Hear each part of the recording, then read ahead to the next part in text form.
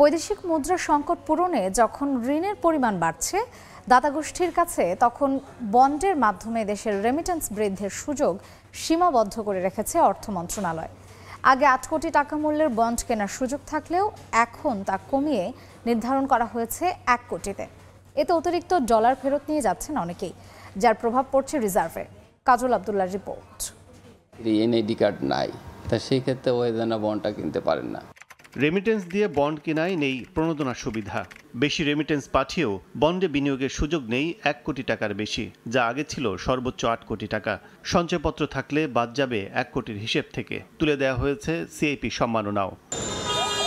বৈদেশিক মুদ্রার রিজার্ভ কম থাকায় যেখানে শত শত কোটি ডলারের ঋণে জর্জরিত হচ্ছে দেশ, তখন অবাধ ডলার প্রবাহে প্রবাসীদের সুবিধা বাড়ানোয় আছে যৌক্তিকতা। কিন্তু কেউ রেমিটেন্স দিয়ে বন্ড কিনলে দেওয়া হয়েছে নানা শর্ত।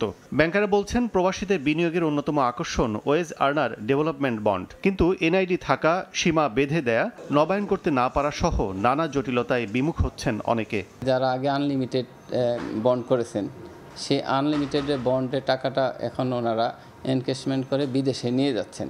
অর্থনীতিবিদরা মনে করেন দূরদর্শিতার অভাব রয়েছে নীতি নির্ধারকদের। এখানে মুনাফার হারটা বাড়াতে হবে এবং এই জটিলতাগুলো কমাতে হবে, এবং একই সঙ্গে যে বিনিয়োগ করবে সেই বিনিয়োগকারীরা যেন ওই বন্ডে যতটুকু করছেন ততটুকুই যেন থাকে। ডলারের মজুদ বাড়াতে বাংলাদেশ ব্যাংক নানা উদ্যোগের কথা জানিয়ে কেন্দ্রীয় ব্যাংকের মুখপাত্র বলেন, প্রবাসীদের সঞ্চয় বন্ডের নীতি পরিবর্তনের দায় অর্থ মন্ত্রণালয়ের। সরকারি আভ্যন্তরীণ সম্পদ বিভাগে যারা আছেন তারাই এটার পলিসিটা তৈরি করেন।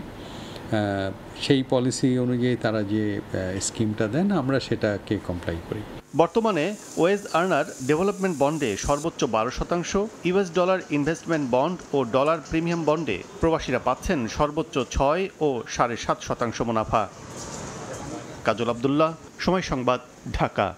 4 দশক ধরে আপনার ফাইন্যান্সিয়াল পার্টনার আইডিএলসি।